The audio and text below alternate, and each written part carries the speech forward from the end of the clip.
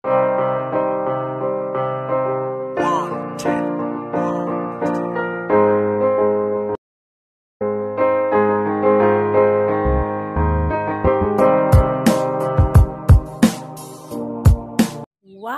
may bunga na naman siya.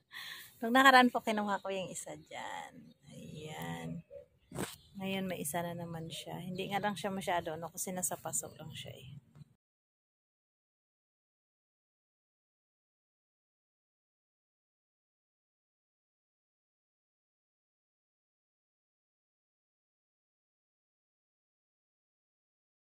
So guys, bunga na po siya. So nakakatuwa po.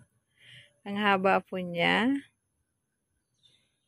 Isa, dalawa, tatlo. Ayun, ang haba niya, no? So, ito pa. Super haba din. So, ayan. Ang dami niya. Ayan guys, ang haba na bunga niya. Oh my gosh. Nakakatuwa, di ba? Hindi ko sila masyado naalagaan 2 weeks ago na. Kasi ito parang, kasi mag-iisa lang ako dito. So, ayun. Ayan pa, may lumalabas pa maliit. Ayan. Oh, di ba? Nakakatuwa. Yan naman po yung okra ko. So, ito, malapit ko nang ha-harvestin din yan. Namumunga na siya. Ayan. Namumulaklak na siya. Actually, ang ganda ng bulaklak niya. Ganda ng pagkakabulaklak niya. Oh.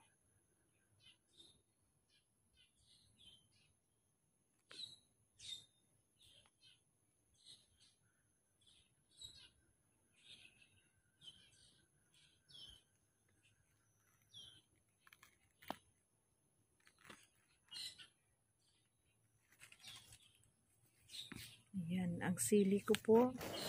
Ayan na, malapit. Hindi ko alam kung green, pula ito, or bell paper. Ayun pa naman, ayun. Dami ng bunga. Yun ang sili. Naantay ko yun eh. So, ilipat ko na yan sila sa harapan kasi namunga na. So, ang okra dito lang yan. Ayan po yung yun, may bunga na yung isa. Yung sitaw ko po dito, na tinanim. Iba talaga pag nasa paso siya, no? So, ito, parang wala po siyang balak mamulaklak. Ayan, kasi nasa paso lang siya. Pero magkasabay ko yan sila tinanim. Nasa paso lang kasi siya eh. Matagal ko na po sila hindi naalagaan. Kasi mag-isa lang ako dito. So, wala akong time. Dami ko. Ito, sobrang dami. Pero hindi ko pa siya nakikita ang mamumunga. Ayan, kasi nasa paso lang siya. So, binabalak ko siyang ilipat sa lupa. Pag magka-time lang ako. Ibalak ko siyang ilipat. Wala pa siyang, hindi ko pa siya nakita ang mamumulaklak. So, ayun. Kasi nasa kabila. So, hindi ko sila pinapayagang pumunta doon.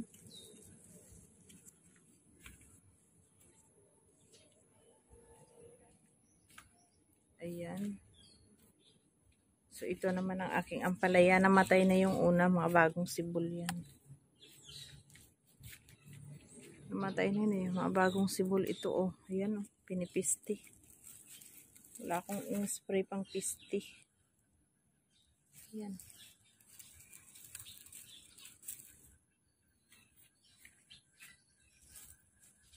So, hindi kayo pwedeng umakyat doon. Ulit nyo, hindi ko maabot kung mamunga kayo. Dito lang kayo. Ayan. Dito lang kayo. Hindi na kayo pwedeng umakyat doon. Kasi pag namunga kayo, hindi ko maabot. Guys, mamitas po tayo ng sitaw dahil magluluto po ako. Pitasin ko po yung sitaw kasi magluluto ako. Ayun.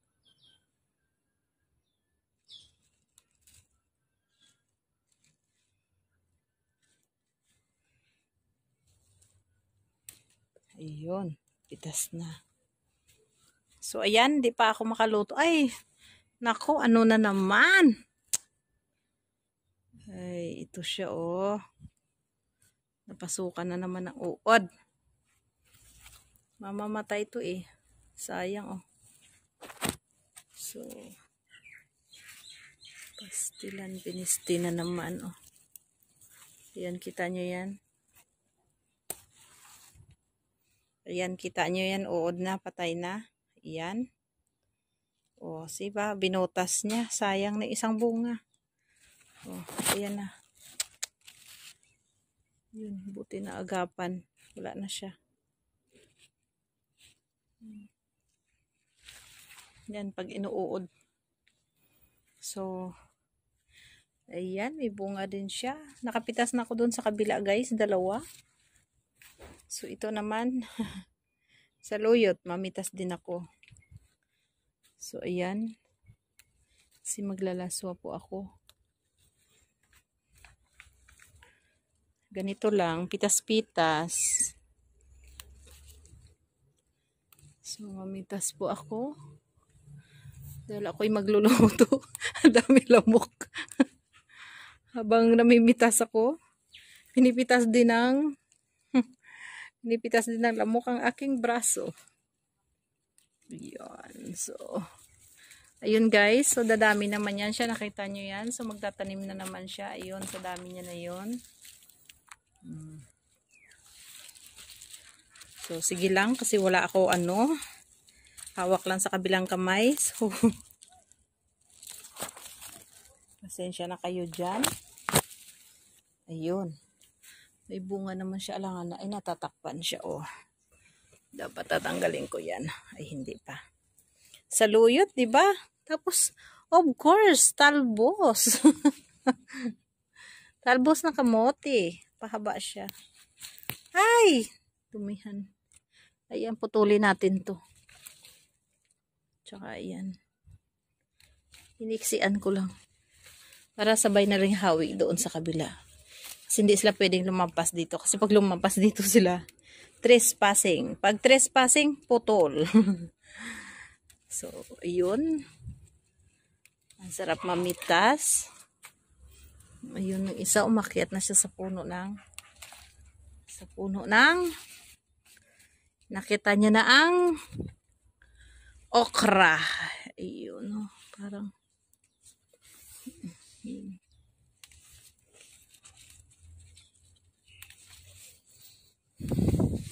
see, ayun. So, nakakuha na ako. Sitaw, okra, saluyot. Ayun. Yung kalabasa ko, ayan. Yung isang bunga ng kalabasa, kinain na ni Mr. Squirrel. Then, after that, malunggay ang taas. So, ilapag ko muna yung cellphone. Mamitas muna ako ng malunggay. Ayun, after, ayun, ang ampalaya. So, medyo maliit na siya, guys, kasi matanda na siya. Ayun nga, oh. Ayan. So, ayan na, nakapitas na ako ng malunggay. So, ito, alugbati dahil sa mahaba na, pitasin na rin. Diba?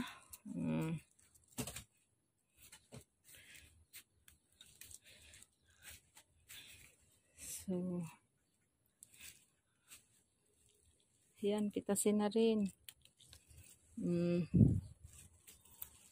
Mamitas na rin tayo. Diba? Lahat na.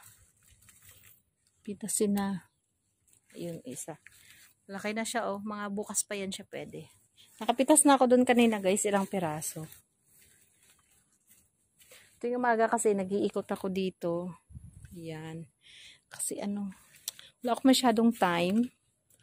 So, ayun. Tanggalin na natin. May sa loob pala doon. Baka namunga na yun. Ayun guys, nakita nyo yun. May langka doon. Pinag-iisipan ko umakyat. Ayun.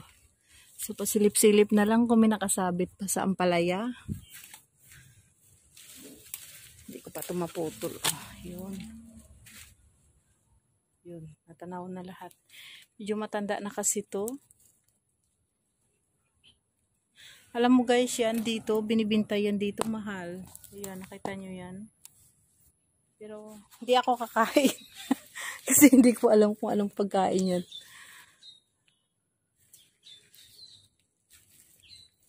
Ganito lang ako, pag namimiss ko yung pagkain namin. Pagkain ng, kung pagkain na saan ako lumaki, diba?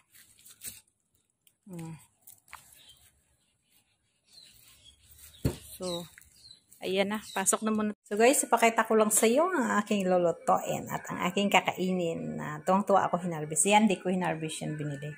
Ayan, pakulo ako ng tubig. Saka ilagay ko yung mga ingredients. Ayan. Kalabasa.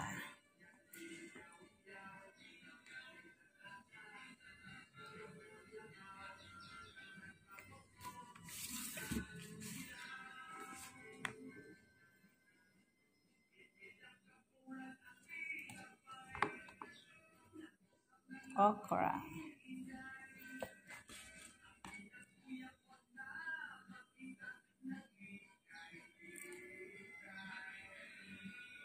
Saluyot, see?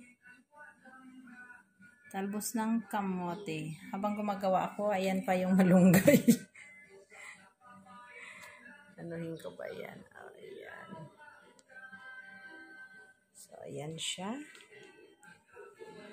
Ayan na yung aking lulutuin. So, mamaya ipapakita ko na sa inyo ang finished product niya.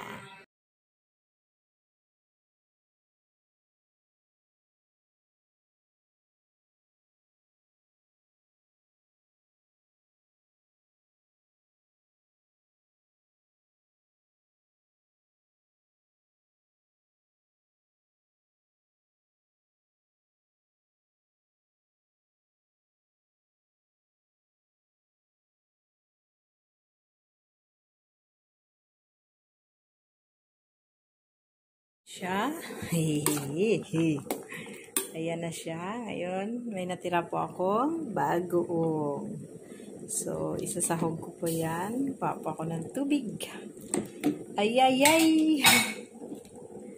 Ayan. So, yan na po ang aking pangpalasa. Adoy. So, simple lang siya. Isang pirasong tuyo. Isa lang guys kasi tipid. Ayan. And then last but not the least, the malunggay. Ayun. Tapos takpan ko. Tapos ready to eat na siya kids.